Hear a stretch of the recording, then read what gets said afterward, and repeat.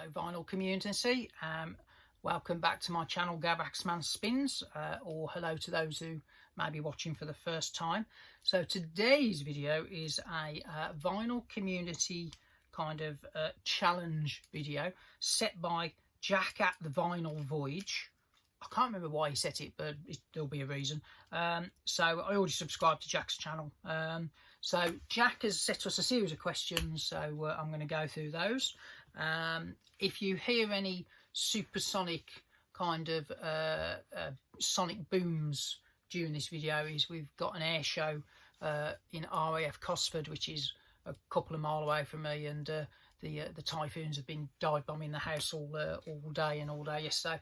Most entertaining, certainly wakes you up if you're nodding off. So so if you hear any loud noise, don't panic. It's not the end of the world. It's just the RAF practicing. So which I will be going tomorrow. Looking forward to that one immensely. I'll take lots of pictures and stick them at the end of a video at some point. So so Jack, three questions. So the first one is asked us to nominate 3 albums you'd take to a party. Now, anyone who's watched any of my other vinyl community videos, I like to do something slightly different. So I'm going to nominate albums of the kind of parties I would like to attend to. So I always like to think of myself as quite a sophisticated person. Obviously, the reality is totally different to that, but I would love to go to a really cool jazz party. So wouldn't it be great if you could go back in time and listen to Miles Davis and being all cool? That's actually called The Birth of the Cool, in the 50s, that kind of lovely chilled out jazz before you all went a bit weird in the 70s. But yeah, that would be my kind of ideal party. A nice suit, maybe the good lady wife in a nice long dress, and lots of cocktails and all that type of stuff. The reality is, of my experience of parties, particularly in my younger years, but they were nothing like that really. And I think an 80s party in the company of the Pogues could be mighty interesting. Obviously, this album is called Rum, Sodomy and the Lash. I quite enjoy 2 out of 3 of those. Not sure about one of them, but yeah. So that could be a riotous night with Shane and the boys. Rest his soul. But yeah, so that's the reality, I think, rather than Birth of the Cool. That one's on very nice red vinyl, if you like. So obviously, if you've partaken in a bit of rum drinking and gone out on the lash with optional sodomy, you may then want to transport yourself to another era altogether. So we've done the 50s and the 80s. So I think a band that kind of straddled the 60s and 70s, the Velvet Underground. I think this is an unofficial copy, actually, a mono version, which comes on very lovely banana yellow vinyl. But wouldn't it be nice to hang around New York at the tail end of the 60s, listen to Lou Reed and the guys making a almighty din? You might even bump into Nico. That'd be nice, wouldn't it? And Edie Sedgwick and people like that. So hanging around at the factory with Andy Warhol and the crowd, that could be an interesting kind of party, couldn't it? Who knows what might go on there. So yes, so obviously at some time in the night, if Venus in Furs started up, that could be a very interesting party, and you may want to run right out of there. So yeah, so those would be my parties. A bit of sophisticated 50s jazz, some debauchery with the Pogues, and then so probably all kinds of weird and wacky stuff at the factory in the late 60s. So yes, so Jack also wanted to know who would we invite along from the vinyl community to those parties. Now, I'm being here very practical. So obviously, if you've gone all that way to a party, you've got to get back home at some point, haven't you? So my wife is notoriously anti-cab. When she first met me, I was zooming around in cabs left, right and centre without any thought of the cost.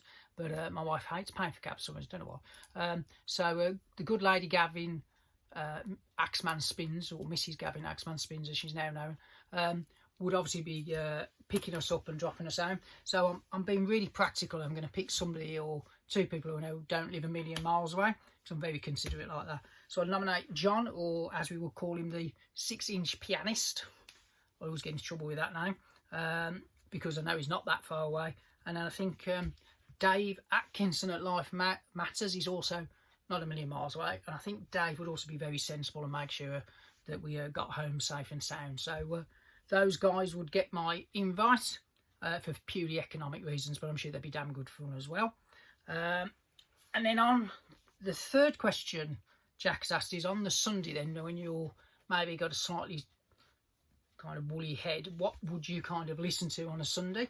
So my Sunday listening always tends to be a little bit nostalgic. I don't know why, always does. So I tend to listen on Sundays to old comfort albums and maybe something that's not too challenging. And for those who watch my video on my first album, you'll know I was a little bit of a rock kid in my early years. And one of my favourite bands, and the band that I went to for my very first concert, and I'll do a video on that at some point, with a mighty Whitesnake, David Coverdale and the gang.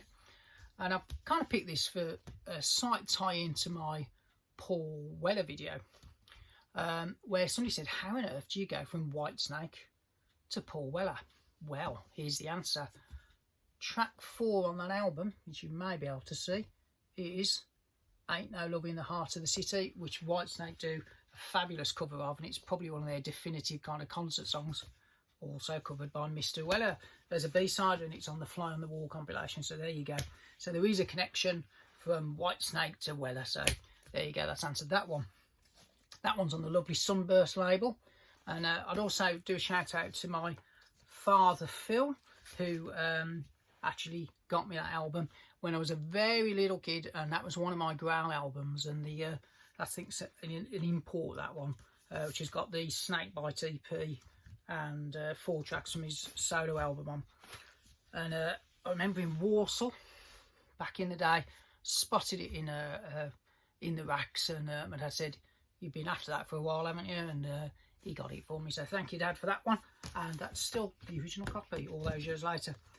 So yeah, so those would be my choices, and that's the 3 questions answered. So thank you for Jack for setting the competition. Enjoyed thinking about that one, and I'll keep my ear out for sonic booms, and I'll see you on the next video. Thanks for watching.